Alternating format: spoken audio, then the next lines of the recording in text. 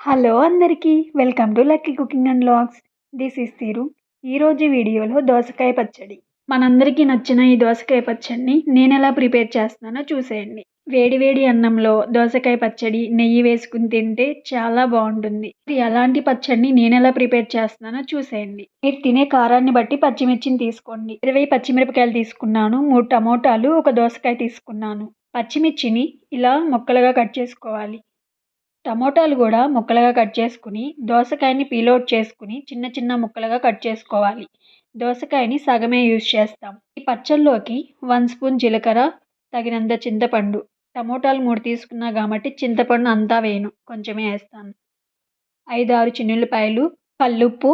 ఈ పచ్చళ్ళలోకి సాల్ట్ కంటే కల్లుప్పే బాగుంటుంది. వీటన్నిటిని ముందుగానే రెడీగా పక్కన పెట్టేసుకోవాలి. స్టవ్ ఆన్ చేసుకుని కడాయి పెట్టుకుని కడాయిలో ఆయిల్ పోసుకుని ఆయిల్ వేడైన తర్వాత కట్ చేసుకున్న పచ్చిమిర్చి, టమోటాలు, దోసకాయ ముక్కల్ని ఫ్రై చేసుకోవాలి.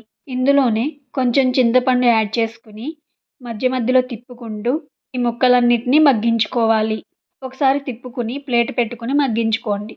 ఇలా ప్లేట్ పెట్టుకోకపోతే పచ్చిమిర్చి పైకి చిందుతాయి. చూసారు కదా, ఇలా మగ్గించుకుని ఇందులోనే 1 స్పూన్ జీలకర్ర, చిన్నులపాయలు, కల్లుప్పు ఇవన్నీ యాడ్ చేసుకుని 2 సెకండ్స్ మగ్గించుకుని ఇవి చల్లారే వరకు పక్కన పెట్టేసుకోవాలి. ఇవన్నీ చల్లారిన తర్వాత మిక్సీ జార్ తీసుకుని జార్లోకి ఇవన్నీ యాడ్ చేసుకుని పల్స్ మోడ్లో గ్రైండ్ చేసుకోవడమే. పచ్చాగా గ్రైండ్ చేసుకోవడమే.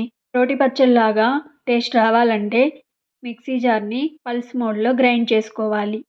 పచ్చాగా గ్రైండ్ చేసుకుంటే రోటి పచ్చడిలాగే టేస్టీగా ఉంటుంది. ఇలా గ్రైండ్ చేసుకున్న పచ్చడిని ఒక బౌల్లోకి తీసుకోవాలి. దోసకాయ ముక్కల్ని సగం పక్కన పెట్టుకున్నాం కదా, ఆ మిగిలిన సగాన్ని ఈ పచ్చడిలో వేసుకుని తిప్పుకుని సర్వ్ చేసుకోవడమే.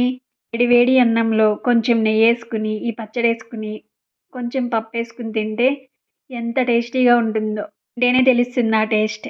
ఈ పచ్చడి దోశల్లో కూడా చాలా టేస్టీగా ఉంటుంది. చూసారు కదా నా వీడియో, మీరు ట్రై చేయండి. నా వీడియో కనుక మీకు నచ్చినట్లయితే లైక్ చేయండి, షేర్ చేయండి, సబ్స్క్రైబ్ చేయండి.